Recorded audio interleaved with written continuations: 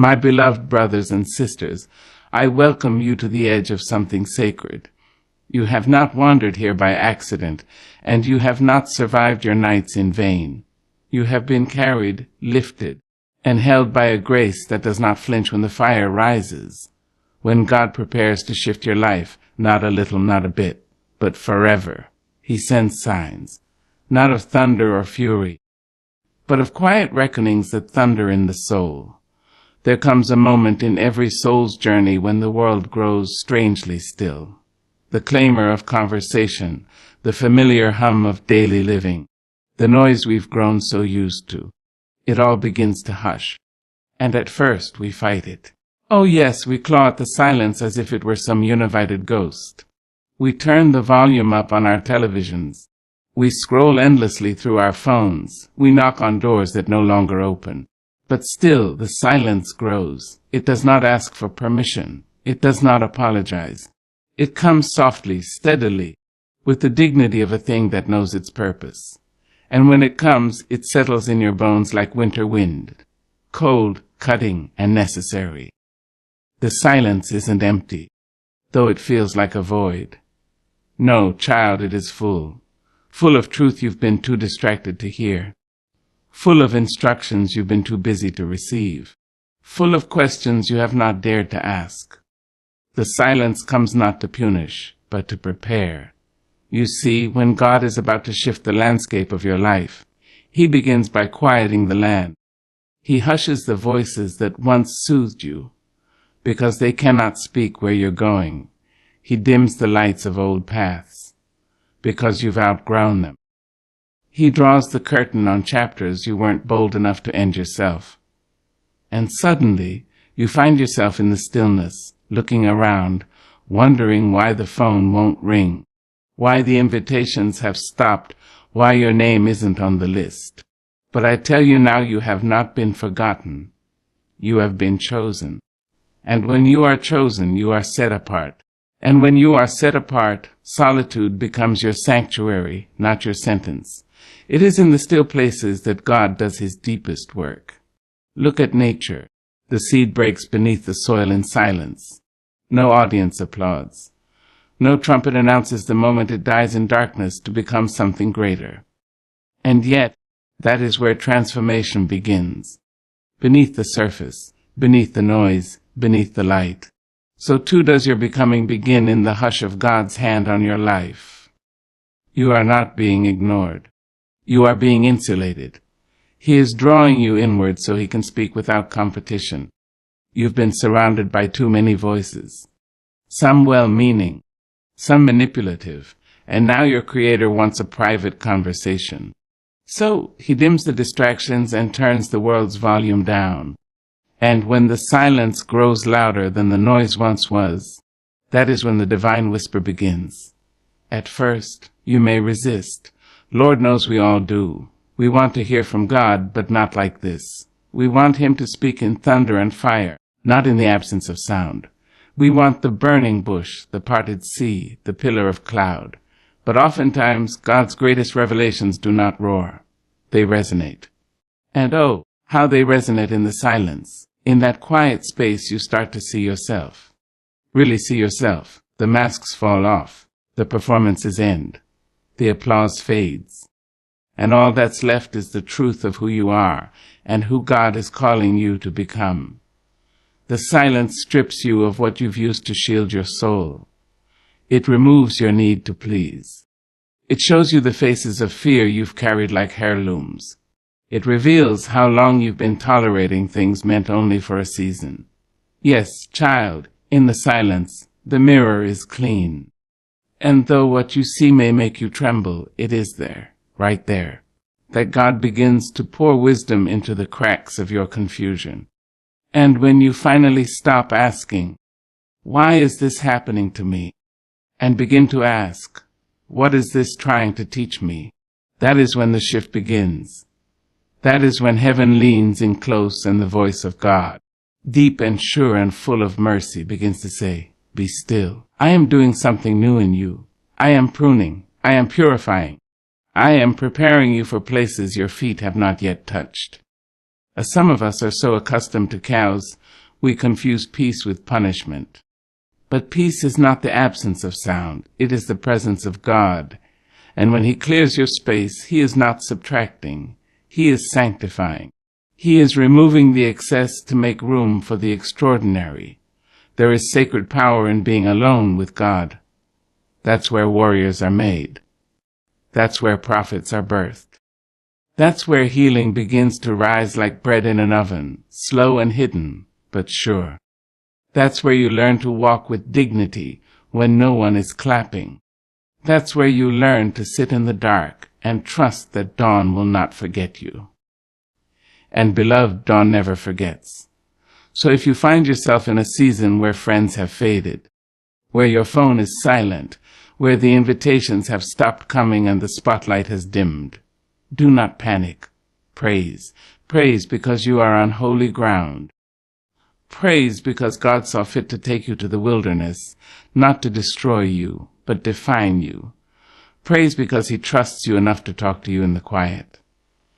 And if you can survive the silence, if you can sit still in the absence of noise and learn to listen with your soul, then you will emerge not only wiser, but witnessed by God Himself.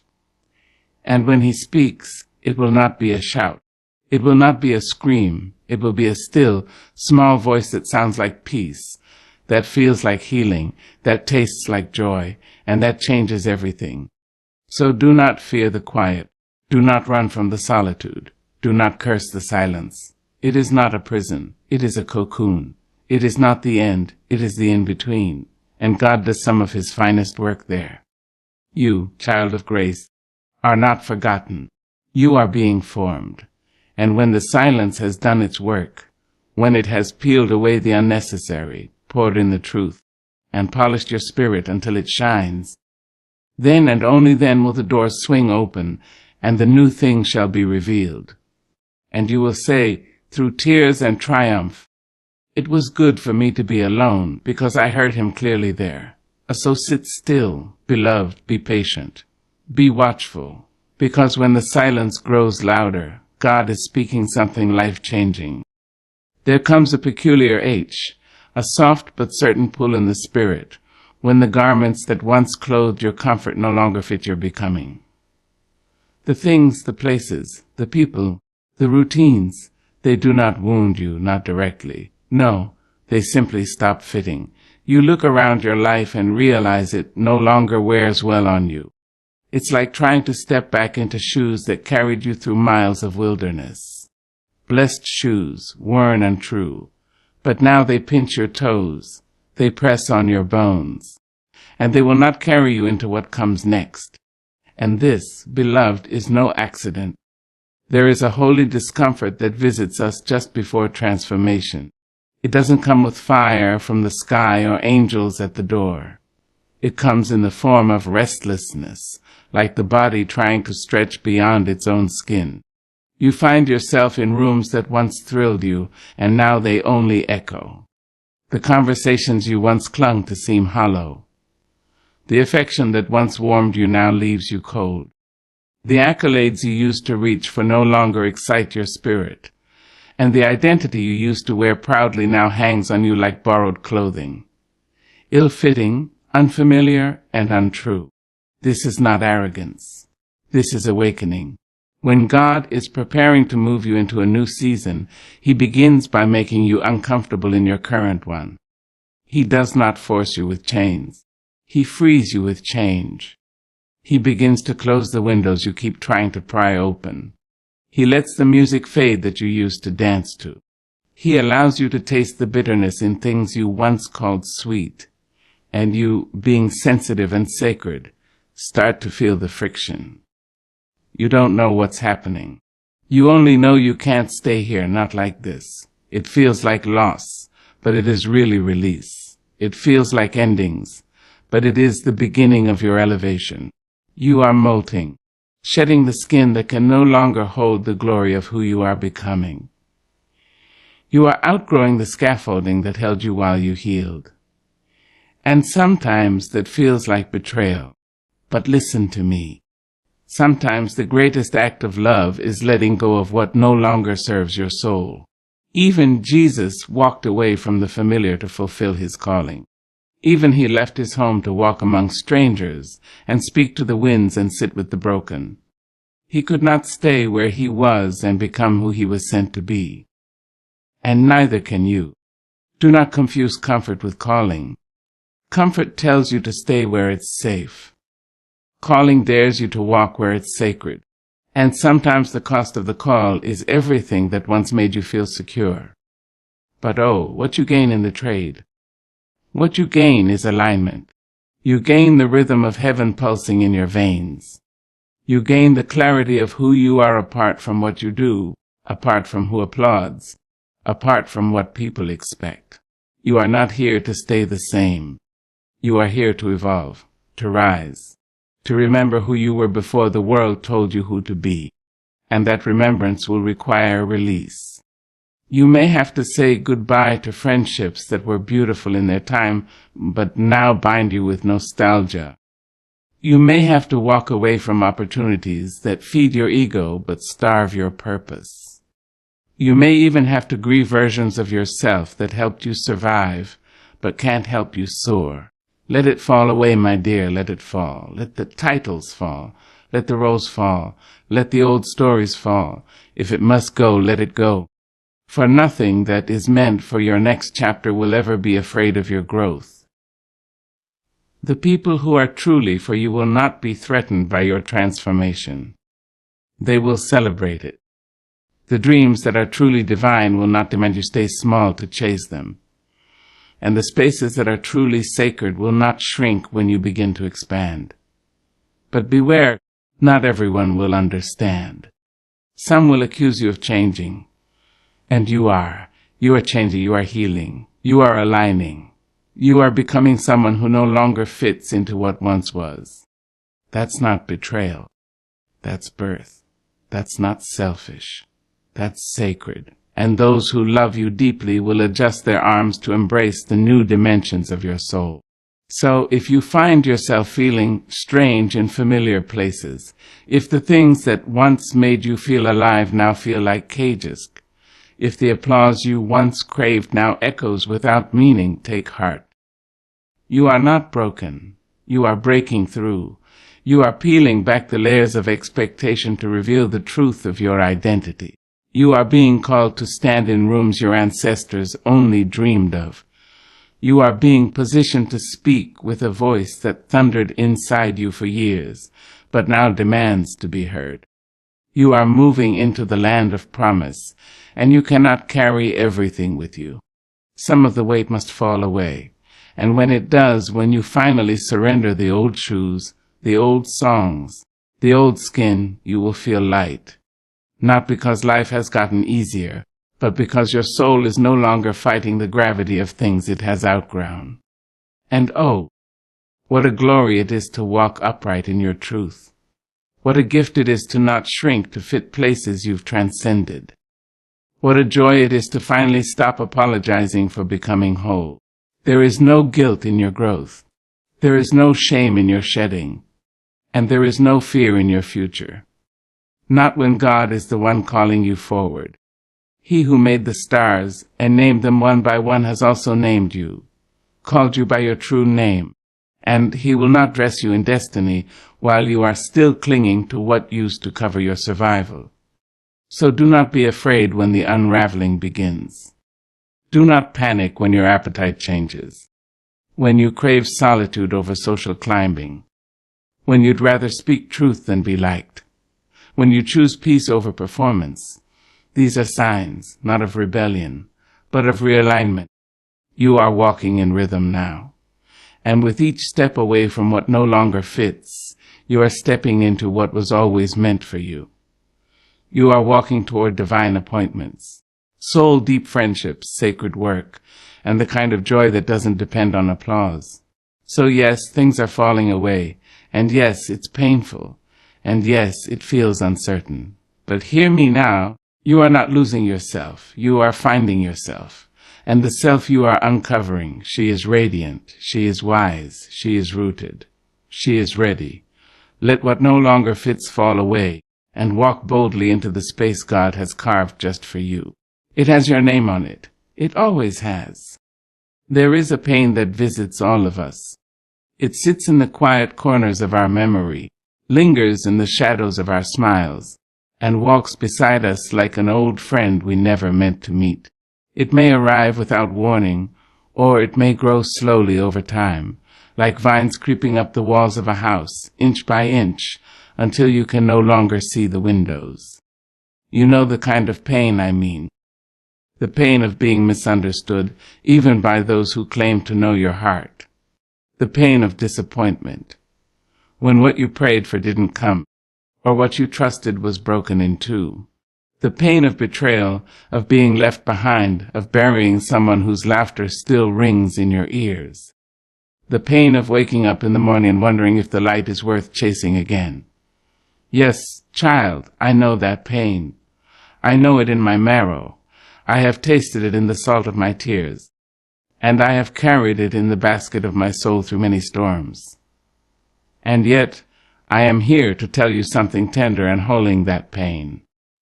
Though it hurt you, though it shook you, though it bent you low, was not in vain. There is no suffering so great that God cannot redeem it. No wound so deep that he cannot reach it. No heartbreak so final that he cannot breathe new life through the cracks. What once nearly broke you will one day be the very thing that builds you. But not at first. First, the pain feels senseless. First, the nights are heavy and the silence unbearable. First, you wonder how your prayers could rise while your life was falling apart. You ask questions with no answers. You shout at the heavens and hear nothing in return. You fold into yourself, aching for a reason, a meaning, a balm. And then, slowly, almost like spring after a brutal winter, something begins to shift. You begin to see glimpses, moments, glimmers of what God was doing, even when you couldn't see his hand. You remember how the storm forced you to stop and be still, how the loss carved out a depth in you that joy alone could never have shaped, how the very fire that tried to consume you refined your soul instead. It was not punishment. It was preparation. Because you are being built for more than survival. You are being shaped for significance. Your pain has purpose, not because it was fair, not because it was good, but because God is good. And the beauty of the divine is that he takes what was meant to destroy and uses it to deliver. He takes the ashes and presses them into oil. He takes the wilderness and turns it into a wellspring. He takes the cross and turns it into resurrection. Oh yes, child, he is the only one who can do such a thing. You see, when God is about to change your life forever, he often begins by allowing something in you to break. Not to punish you, but to open you, to split you wide enough so his healing can rush in. To stretch your faith until it can hold the weight of the calling he's placing on your life. You don't get purpose without pressure. You don't get testimony without testing. You don't get anointing without aching. So if you've been weeping, know that those tears are watering something sacred. If you've been walking through fire, know that you are not being burned. You are being branded with destiny. If you've been stumbling in the dark, know that even the night is as light to him. And the pain. Oh, the pain that tried to bury you. God is turning it into seed. What was taken from you will be returned. Not always in the same form, but with greater depth, greater peace, greater strength. You will find that the pain gave you eyes to see others more clearly, a heart to hold them more gently, and a soul that understands what it means to suffer and still rise. That's what purpose does. It gives pain a place to go, because pain that has nowhere to go festers. It poisons the spirit, curdles the joy. But when God steps in and reroutes that pain through the rivers of his grace, it becomes something else. It becomes testimony. It becomes truth. It becomes a soil out of which new life grows. You begin to speak not from theory, but from experience. You begin to walk into rooms with power, not because you have never fallen, but because you did and you got back up. You begin to comfort others with the same comfort that once cradled your broken heart. And suddenly your life becomes a lighthouse, illuminated not in spite of the storms, but because of them. That, beloved, is how purpose is born, not in the applause, not in the perfection, but in the pressing. And you, who have been pressed on every side, you are being shaped for glory. Now, I do not mean fame nor the world's fleeting definition of success. I mean a glory that whispers through generations. A glory that speaks of strength earned in silence. A glory that tells your children's children, she endured, and because she did, we now stand taller. There are gifts in you, buried beneath the rubble of your hardest days, and God, faithful and tender, is uncovering them one by one. He is turning your mess into a message, your valley into a voice, your burden into a bridge for others to cross. So do not despise your pain. Do not curse the very fire that forged your wisdom. Do not be ashamed of what you had to endure, because that pain was a teacher. And though it spoke in harsh tones, it taught you strength. It taught you discernment. It taught you resilience. And most of all, it taught you dependence. The sacred kind. The kind that presses your face to the floor and reminds you that your help comes not from men, but from the hills, from the holy. And oh, when you rise from that place, when you rise not just healed, but whole, there is a beauty about you that no mirror can reflect. There is a light that no storm can snuff out. There is a courage that no fear can shake. You have become more than a survivor. You have become a vessel of purpose, and the world will feel it when you speak. They will not know the full weight of your journey, but they will feel the power of it in your presence. They will not see the nights you cried alone, but they will sense the river of compassion flowing from your eyes. They will not know how many pieces you were in, but they will witness the masterpiece God made from the brokenness. That is what becomes of pain in the hands of the divine. So let the tears come if they must.